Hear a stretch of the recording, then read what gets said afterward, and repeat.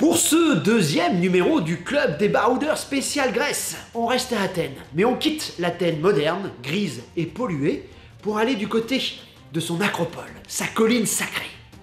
C'est parti pour la visite de l'Athènes antique, une plongée fascinante dans le labyrinthe de notre histoire. Nous sommes aux sources de notre civilisation.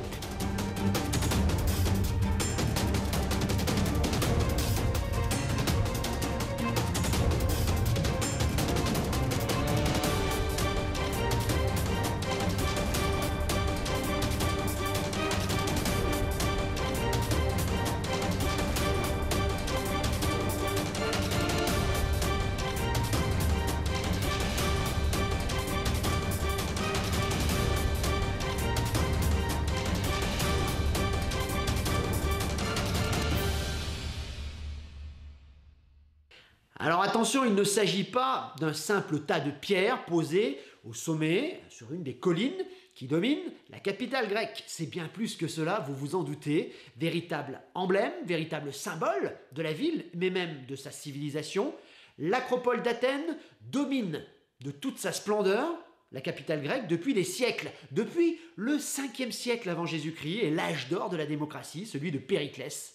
D'ailleurs, Malraux disait que c'est le seul endroit au monde hanté à la fois par l'esprit et le courage. C'est parti pour la visite des trésors de l'acropole.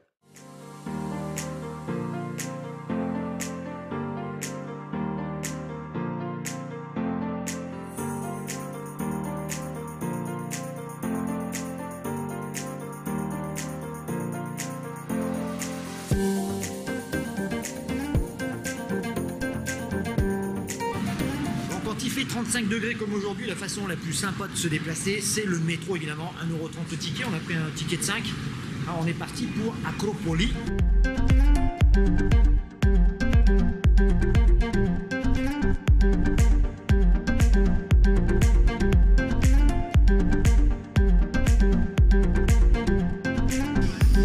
Bon, l'arrêt métro Acropoli servira à ceux qui vont au tout nouveau, enfin tout nouveau, 2004 quand même, hein. Musée de l'Acropole, super, mais ça, on le fera demain. Et c'est l'arrêt également de la deuxième entrée, l'entrée secondaire pour monter à l'Acropole. Ça, c'est un des bons plans, plutôt que de prendre l'entrée principale qui est souvent bondée et on y fait la queue. On va voir, normalement, il ne devrait pas y avoir grand monde côté théâtre de Dionysos. Allez. Alors, pour rentrer, à quelle heure pour l'Acropole? Beaucoup moins de monde. 18 h, c'est peut-être le bon moment. On va le matin à l'eau, mais là pour Naka et Nadia c'est difficile. Sachez que vous avez 2 tickets. Alors celui que j'ai pris ce matin à 30 € qui permet d'avoir accès à l'ensemble des sites autour de l'Agora, c'est coup de fil. Donc vous passez l'entrée principale ou celle-là, vous passez tranquillement rapidos. Par contre, si vous le désirez prendre que le ticket à 20 €, passez à la porte secondaire, théâtre de Dionysos, il y a bien moins de monde, puis vous passez beaucoup plus rapidement. C'est pas historique, c'est pas très chronologique, mais tant pis, on sera là-haut assez rapidement et puis on attend 20 h. Se faire gicler tranquillement par les gardiens, on espère être seul au sommet, on verra.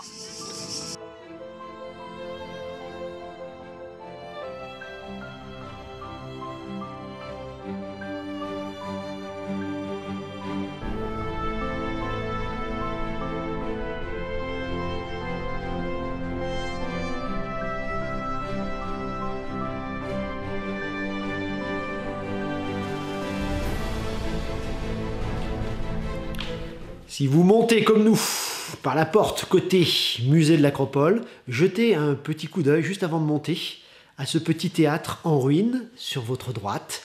Alors il ne paye pas de mine, c'est vrai, mais c'est le premier théâtre du monde, tout simplement. En fin de journée, si on tend bien l'oreille, à la tombée de la nuit, on entend encore résonner les pièces d'Euripide, Sophocle, Échille ou Aristophane.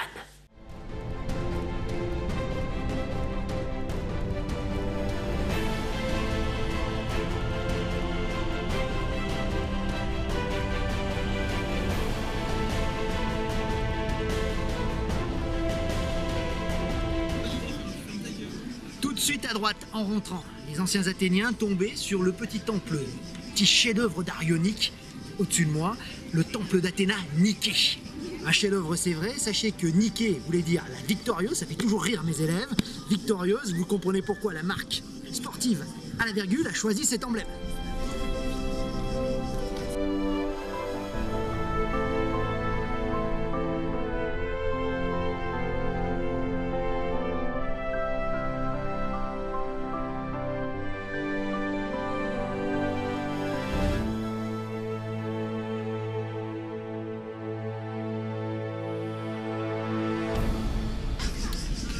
Nous allons mettre nos pas dans ceux des anciens Athéniens qui partaient pour les grandes Panathénées, depuis le quartier céramique où nous étions ce matin jusqu'à l'Agora où nous sommes passés, pour monter ici. Ils atteignaient cette porte monumentale qu'on appelle les propylées.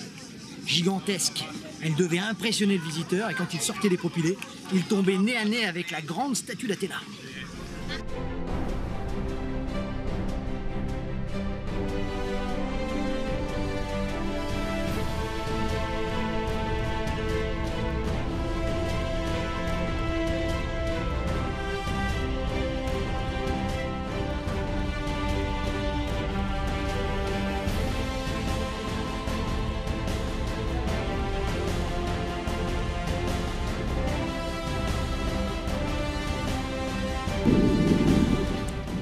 La visite incontournable à ne pas louper sur Athènes est derrière moi, le fameux temple d'Athéna, sur l'acropole, le Parthénon. Aussi légendaire que les pyramides, celui que vous attendez, la visite incontournable, allez, soyons honnêtes, de la visite d'Athènes, le trésor de l'acropole, le plus grand temple grec jamais construit. Malgré le temps, les guerres et les destructions, il en impose encore ce fameux Parthénon devant vous. Alors certes, il y a des échafaudages, certes, certains peuvent être un petit peu déçus. Ils attendaient peut-être autre chose que cette ruine certes majestueuse, mais n'oubliez pas que vous êtes devant le temple le plus vaste de cette époque. Les chiffres donnent le tournis, jugez plutôt. 70 mètres de long, 30 mètres de large, 20 000 tonnes de marbre taillé au millimètre près, 10 ans de travaux confiés au légendaire sculpteur Phidias. Ah oui, pour la petite anecdote, Parthénon veut dire en grec ancien la demeure de la Vierge, étymologiquement parlant, demeure de la Vierge. Évidemment, on parle de la grande déesse Athéna, déesse tutélaire d'Athènes, d'accord? C'est la déesse mère, la déesse de la guerre, mais pas que, de la sagesse aussi. C'est l'une des merveilles du monde de l'Antiquité, sans conteste. Mais quoi qu'il arrive, pensez que celui que vous avez devant vous a une histoire incroyable, et on peut encore voir les affres de cette histoire à travers ses murs et ses colonnes. En effet, quelle histoire! Une histoire 2 fois millénaire, une histoire faite d'incendies, de séismes, de guerres et de ravages, d'invasions, tour à tour transformée en église chrétienne, en mosquée musulmane. Il a été également réserve de poudre par les Turcs ottomans au XVIIe siècle. C'est ce qui fait d'ailleurs qu'en 1687, au moment du siège de la ville par les Vénitiens, le monument est encore intact. Inouï, enfin presque intact. Ça ne va pas durer, vous vous en doutez. Les Turcs ont eu la bonne idée de transformer le monument en réserve à poudre, au milieu même du Parthénon. Un boulet mal placé fait exploser ce monument qui avait résisté à tout jusqu'ici, enlevant son toit et la plupart des colonnes. Les archéologues aujourd'hui, et c'est une gageure, sont en train d'essayer de reconstituer ce pulse géant. Énorme! Mais sachez que s'il était aussi costaud et s'il a résisté aussi longtemps, c'est que c'était le seul monument au monde construit entièrement en marbre. Et il avait des normes antisismiques. Eh oui, ils étaient forts, ces Grecs.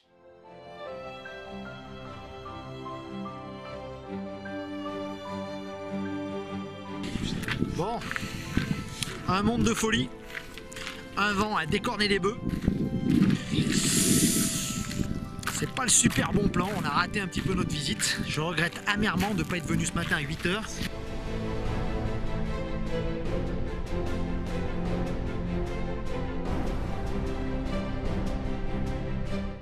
Ce temple n'était en aucun cas comme les églises ou les mosquées. Les fidèles ne pouvaient pas y pénétrer.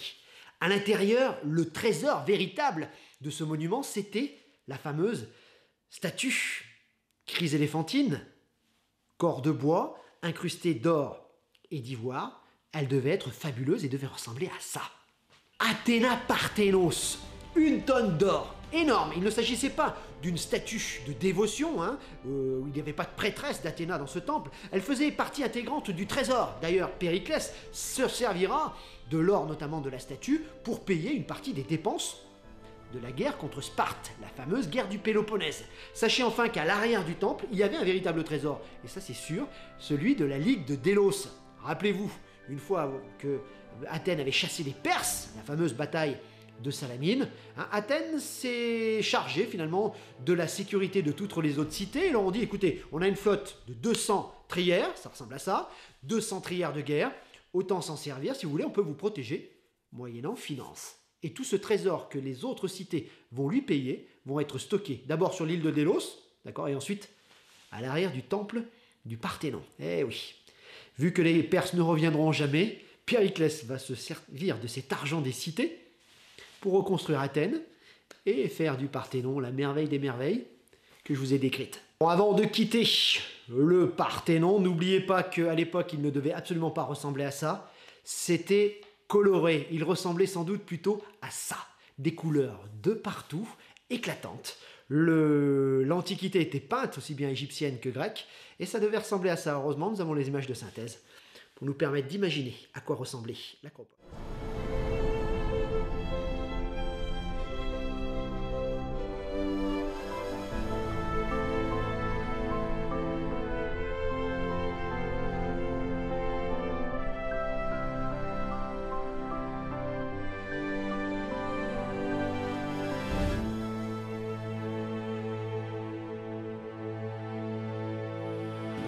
L'autre temple connu de l'Acropole est derrière moi, le fameux Érectéion, tombeau légendaire du roi Cécrops. L'Érectéion est sans doute l'un des monuments les plus surprenants de l'architecture grecque. Son nom veut dire maison d'Érectée, l'un des premiers rois fondateurs, légendaire évidemment, de la cité d'Athènes. Selon Vitruve, d'accord, son nom viendrait plutôt de la ville de Cariae, où les jeunes filles avaient l'habitude de porter sur leur tête de lourds fardeaux, hein, d'accord, en l'honneur d'Artémis Cariatis.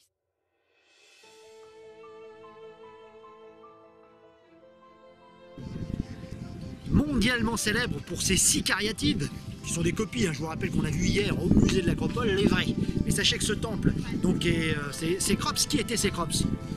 Tête d'humain, corps de serpent, c'est l'un des premiers rois d'Athènes. La légende est belle, elle oppose 2 divinités, Poséidon et Athéna. Les deux ont vu sur Athènes et les deux vont aller voir Cécrops pour lui proposer un marché. Et que chacun lui a proposé, a essayé de l'acheter. Hein. Poséidon lui a proposé des jeux nautiques et un cheval quasiment, on va dire, indestructible. Quant à Athéna, lui offrit une branche d'olivier. Ça peut paraître complètement banal par rapport à ce que Poséidon lui offrait, mais sachez qu'elle lui offrait à la fois l'agriculture et l'olivier, symbole de paix également. À vous croire ou non, Cécrops a choisi évidemment Athéna.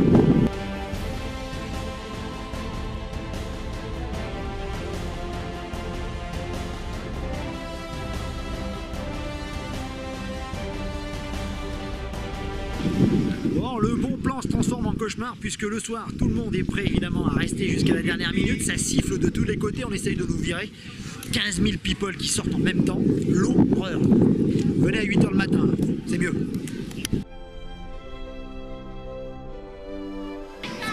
Pas loin d'être d'une des pires visites de notre histoire.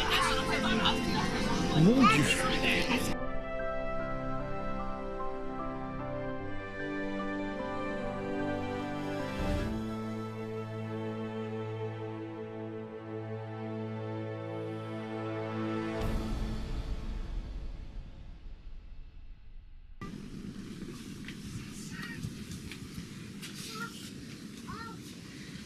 Alors c'est vrai qu'Athènes n'est pas la plus belle ville du monde, c'est sûr, grise, chaotique, polluée. Mais pour tout visiteur qui résiste et qui reste plus de 24 heures, elle offre des charmes insoupçonnés comme ici. À Nerphotica, on est collé contre l'Acropole, on se croirait Roméo Cyclades, un village superbe. Et comme vous constatez, pas un touriste à l'horizon.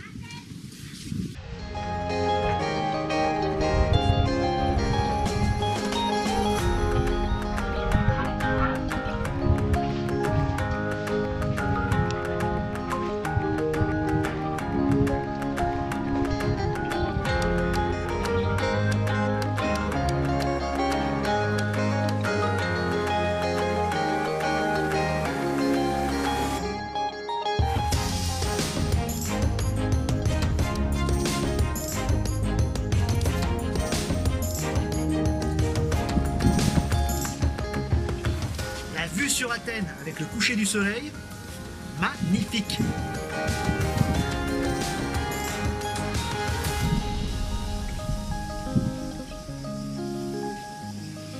À la vue de ces images, vous comprendrez sans doute quand on parle de coup de cœur et de quartier préféré à Athènes, ça se passe de commentaires. Sachez que le quartier a été créé en 1850 par les travailleurs de l'île d'Anafi. Ils étaient venus construire le palais d'Othon Ier, le Parlement actuel, et c'est vrai qu'ils s'étaient installés ici Ça a donc forcément des airs de Cyclades. Alors c'est véritablement une petite île, une oasis de tranquillité. Au cœur d'Athènes, c'est assez rare, je vous avoue avoir cherché beaucoup à essayer de loger ici. J'ai malheureusement pas trouvé, si vous avez la chance de le faire, tant mieux pour vous. Mais c'est vrai que pouvoir loger ici serait sans doute un rêve. On n'est plus vraiment à Athènes et pourtant on reste au cœur de la capitale grecque. Alors pour trouver Anna Piotika, pas facile, si. En sortant du musée de l'Acropole, vous partez sur la droite, vous passez devant l'entrée secondaire de l'Acropole et là vous longez à gauche les grilles qui délimitent évidemment le périmètre de la colline sacrée. Vous continuez à suivre ces grilles et vous allez forcément tomber sur ces petites ruelles, ces venelles étroites, ces maisons blanches à volets et à coupoles bleues. Les Cyclades, on vous dit.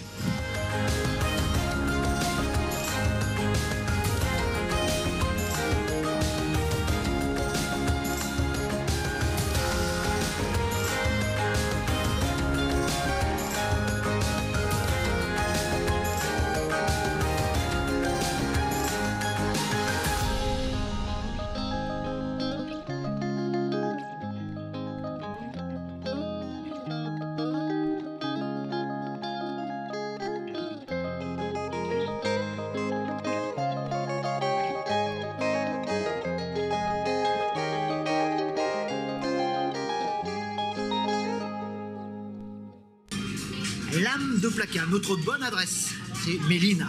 Mélina Mercury évidemment, le bar lui est dédié, c'est une des institutions à Athènes. En tout cas, le patron c'est Andreas, une ambiance sublime. Mélina Mercury, c'est l'enfant du Pirée, c'est ministre de la Culture, c'est les frises du Parthénon. Elle a vraiment œuvré pour qu'ils reviennent et que le British Museum les lâche. Une femme extraordinaire et un lieu et une atmosphère unique sur Plaka et sur Athènes, sans conteste.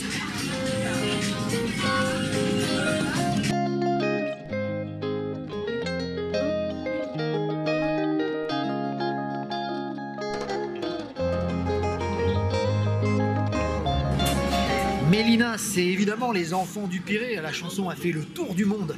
Le bar est vraiment unique, très peu de touristes. Je vous l'ai dit, une institution, hein. On peut y manger, y boire un verre. C'est la bonne adresse, c'est notre coup de cœur hein, sur Plaka. Ça, c'est absolument fuyez Plaka le plus loin possible et venez à Mélina pour y manger, y boire un coup. Poulpe au vinaigre. On a fait également de la feta, évidemment. Et une bonne bière grecque. Santé. Petite salade de baiser.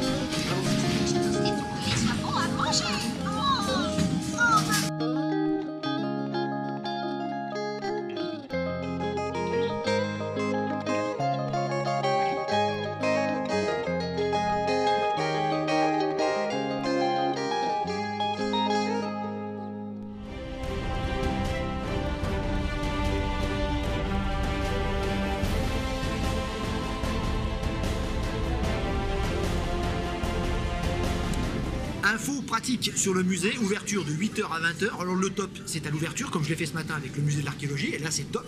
Là nous sommes 18h, il y a quand même encore du monde. On va essayer de se faire gentiment raccompagner jusqu'à 20h. À la fermeture du musée, on vous dira si c'est un bon plan. Pour le reste, sachez que l'entrée du musée est à 10 €. C'est quand même pas donné, mais enfin ça en vaut la peine. Sachez que si vous êtes étudiant ou, comme moi, prof d'histoire, bon j'ai dit d'archéologie, c'est pas grave, c'est 0 €. Pour Anaka, pareil, elle ne paye pas. Donc on est trois, un seul à payer. C'est parti pour la visite du plus beau musée d'Athènes.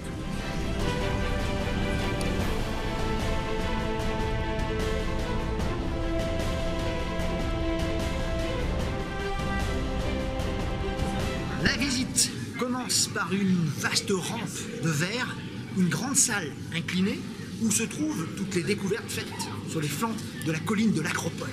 Notamment les deux superbes victoires derrière moi, en céramique, trouvées dans un puits, sous nos pieds, sous la dalle de verre, la cité d'Athènes au 5e siècle.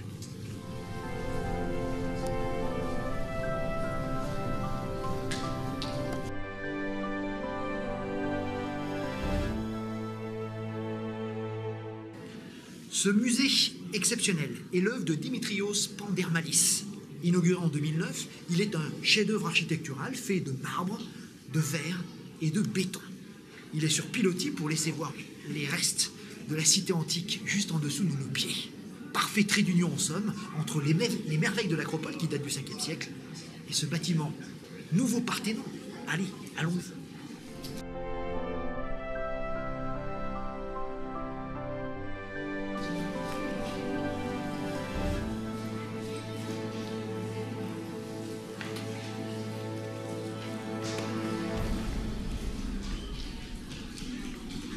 Au troisième étage, un véritable écrin de verre donne ce véritable coup de cœur pour ce musée. C'est la frise des Panathénées, célèbre évidemment, 160 mètres de long, œuvre de Phidias. Toute la ville d'Athènes était en défilé pour aller honorer, sur la colline derrière moi, la déesse Athéna. Je vous rappelle que les grandes Panathénées avaient lieu tous les 4 ans, et que cette fête réunissait tous les Athéniens dans une unité presque parfaite.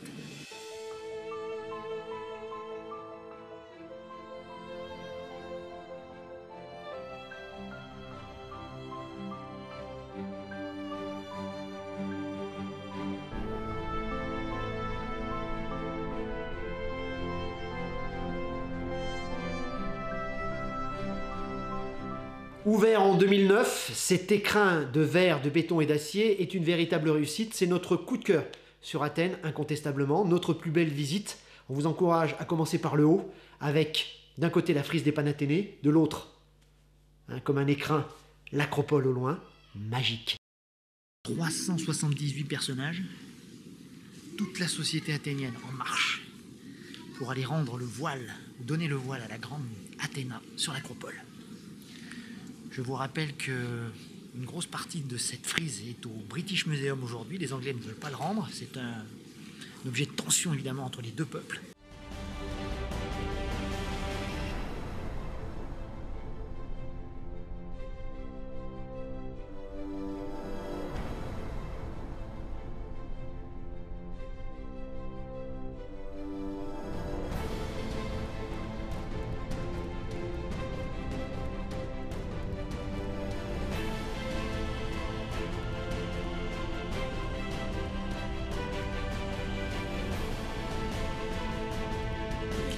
Les vraies frises, on les reconnaît facilement, sont un peu jaunies et très abîmées. Alors on peut concevoir que les Anglais ne veulent pas rendre la chose, mais c'est vrai que si les frises du Panathénées revenaient un jour à Athènes, ça aurait quand même de la gueule.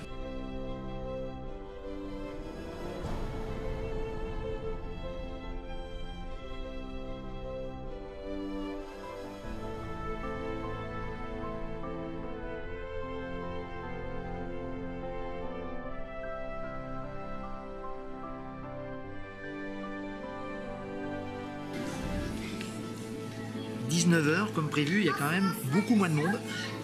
Bon, il y a Anaka et maman juste derrière, mais pour le reste, c'est peut-être là qu'il faut venir en toute fin de journée, quand le soleil vient éclairer complètement les frises du Panathénées et l'acropole juste derrière. Cette procession est devant vous, elle a été taillée dans le marbre par Phidias. Des couleurs éclatantes devaient autrefois la recouvrir, c'est plus le cas aujourd'hui. Mais le musée permet, avec cette circonvolution, etc., de voir à quoi elle ressemblait. Et on est un peu comme si on était au sommet du Parthénon, en train d'observer la frise. Une frise qui est un peu l'allégorie de la démocratie athénienne. Il y a autant de personnages sur la frise qu'il y avait de combattants à marathon. Il y a quand même une symbolique qui se dégage de cette œuvre monumentale, peut-être l'œuvre la plus remarquable faite sur le Parthénon et faite à Athènes. En tout cas, c'est le point d'orgue, le point culminant de la visite du musée. Je vous encourage d'ailleurs à monter directement au sommet pour l'observer et ensuite de faire, en redescendant, le reste du musée.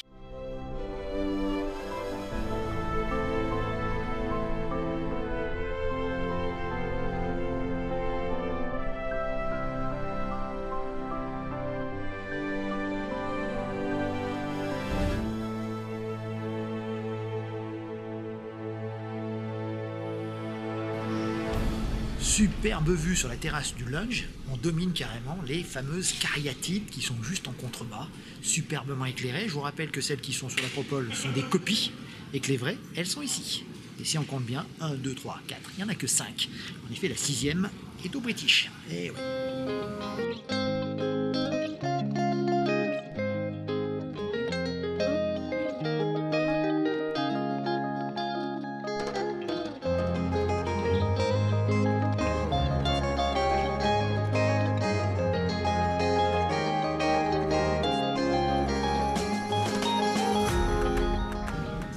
Conseil pratique, ne pas venir trop tôt.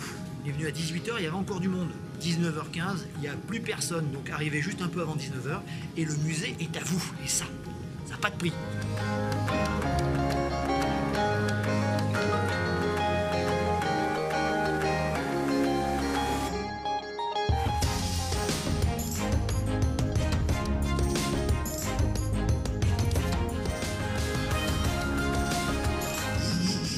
Bon, Plaka, c'est un peu l'Athènes touristique, hein. Alors essayez de prendre des petits chemins parallèles, montez comme nous à Nymphotika si vous avez le temps. Pour le reste, trouver un bon bar et tiens un peu du miracle, c'est très touristique. Mais bon, ça fait quand même plaisir, il y a pas mal de magasins, on peut ramener des souvenirs, mais bon, c'est pas notre tasse de thé, hein, Plaka.